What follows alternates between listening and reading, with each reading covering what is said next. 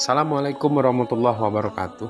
Sahabat beriman, kisah Islami kali ini akan menceritakan sebuah kisah, yaitu kisah Juraij, sang ahli ibadah.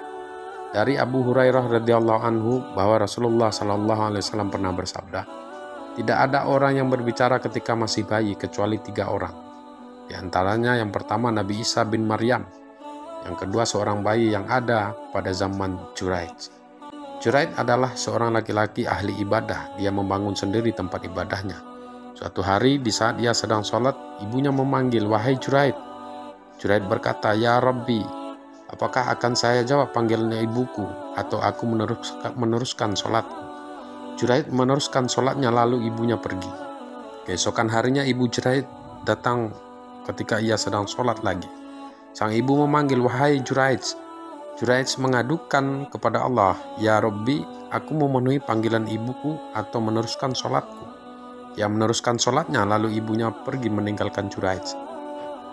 Pada pagi hari ibu Juraij datang lagi. Ketika itu Juraij sedang sholat. Sang ibu memanggil, "Wahai Juraij." Juraij berkata, "Ya Rabbi, aku memenuhi panggilan ibuku terlebih dahulu atau meneruskan sholatku." Tetapi Juraij terus meneruskan sholatnya.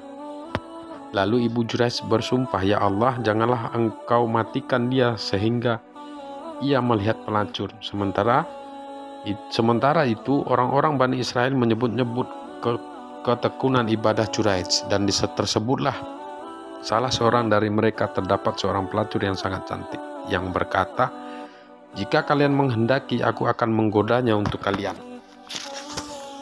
Perempuan tersebut lalu mendatangi Juraij dan menggodanya, tetapi Juraij tidak mempedulikannya. Lalu pelacur tersebut mendatangi seorang pengembala yang sedang berteduh di dekat tempat ibadah Juraij. Akhirnya ia berzina dengan si gembala dan hamil. Tak kala ia melahirkan seorang bayi, orang-orang bertanya, "Bayi ini hasil perbuatan siapa?" Pelacur itu menjawab, "Juraij." Maka mereka mendatangi Juraij dan memaksanya keluar dari tempat ibadahnya. Selanjutnya mereka memukuli Juraij, mencaci maki dan merobohkan tempat ibadahnya. Juraij bertanya, "Ada apa ini? Mengapa kalian memperlakukan aku seperti ini?" Mereka menjawab, "Engkau telah berzina dengan pelacur ini sehingga ia melahirkan seorang bayi." Ia bertanya, "Di mana sekarang bayi itu?" Kemudian mereka datang membawa bayi tersebut. Juraij berkata, "Berilah aku kesempatan untuk mengerjakan sholat." Lalu Juraij sholat. Selesai sholat, Juraij menghampiri sang bayi lalu mencoleknya di perutnya seraya bertanya, "Wahai bayi, siapakah ayahmu?" Sang bayi menjawab, "Ayahku adalah si Fulan, tukang gembala."